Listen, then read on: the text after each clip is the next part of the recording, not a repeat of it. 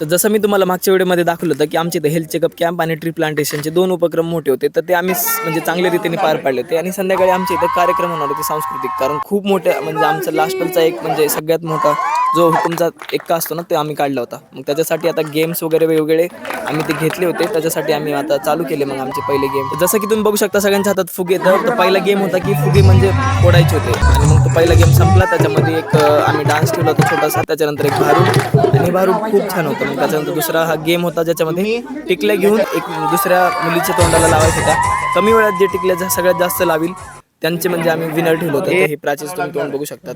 मग त्याच्यानंतर अजून एक डान्स, 2 गेम्स संपले की एक डान्स असतो. आता हे आजी लोकांना पहिल्या दिवशीपासूनच नाचायचं होतं, पण आम्ही त्यांना शेवटपर्यंत राखून ठेवलं होतं, कारण तुम्ही शेवटी एवढं एन्जॉय करा की तुम्हाला कोण थांबवणारच नाही. त्याच्यानंतर अजून एक भारूड झालं, आणि भारूड म्हणजे की भाई एवढं खतरनाक होतं नाही. मग आम्हाला ते एन्जॉय करायला भेटलंच ते भेटलं. त्याच्यानंतर मग नाव घ्यायची बारी होती.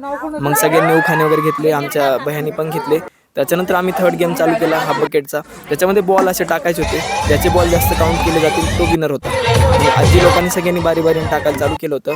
मग एक दोघींनी म्हणजे मस्त टाकलं, खूप जणांचे गेले पण खूप जणांचे असे मिस पण झाले. त्याच्यानंतर मग अजून एक डान्स ठेवला होता, त्याच्यानंतर अजून एक भारूड. हे म्हणजे चालूच होतं आमचं, एक गेम एक भारूड एक सॉन्ग. त्याच्यानंतर शेवटचा फायनल गेम होता आमचा संगीत खुर्ची, जे तुम्ही म्युझिकल चेअर वगैरे म्हणतात ना. आता संगीत खुर्चीमध्ये तेच प्लेयर खेळणार होते जे पहिल्या गेममध्ये जिंकले होते. मग सगळे आम्ही उतरले होते आणि ह्यांचा इकडे धिंगाणा चालूच होता. कारण विषय का शेवट दिवस म्हणल्यावर खतरनाक. आता इकडे गेम इंटेन्स वाढतच होता. शेवटी 3 कंटेस्टंट उतरले होते, म्हणजे राहिलेच होते शिल्लक तेवढे. त्याच्यानंतर मग 2 जणी राहिले शेवट. आपल्या शेवटी डान्स वगैरे चालू झाले आणि खूप इंटेन्स गेम होता, खूप डान्स वगैरे झाले आणि शेवटी आपल्या सुजाता दीदी जिंकल्या होत्या.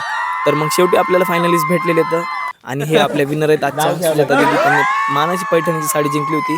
मग त्यांच्यानंतर नाव वगैरे घेऊन त्यांना आम्ही खूप शुभेच्छा वगैरे दिल्या. आणि हे आमचे लहान लहान जे आम्हाला कलाकार भेटले इथं, त्यांनी पण खूप आम्हाला मदत केली. त्याच्यानंतर सगळे आजींचे आम्ही विनर लोकांचे आम्ही सगळ्यांचे आभार मानले.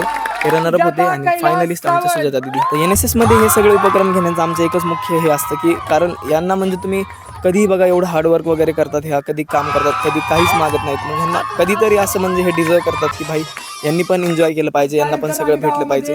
त्याच्यानंतर आम्ही सगळ्यांचे आभार मानले आणि हा कार्यक्रम एवढा सुंदर झाला का नाही. त्याच्यानंतर मग मेन म्हणजे आमचं डान्स वगैरे सगळं चालू झालं. आता सगळ्या आजीने याच्यामध्ये सहभाग घेतला. लहान लहान लेकरं, मोठी माणसं, सगळे बुजुर्ग, सगळ्यांनी एवढं एन्जॉय केलं का नाही. हीच तर लाईफ आहे ना, हीच तर जगायला पाहिजे. हेच तर गोष्टी येतात जे पुन्हा पुढे जाऊन आठवणार आहेत. शेवटी सगळं संपलं आणि सगळ्यांनी खूप एन्जॉय केलं. तर आम्ही खूप थकलो होतो आणि जेवण आज आम्हाला नॉनव्हेज आणि व्हेज होतं, कारण हे पण आम्हीच बनवलं होतं जाता जाता. आणि एवढं छान जेवण होतं का नाही. तर उद्याची गोष्ट मग मी उद्या सांगतो. तो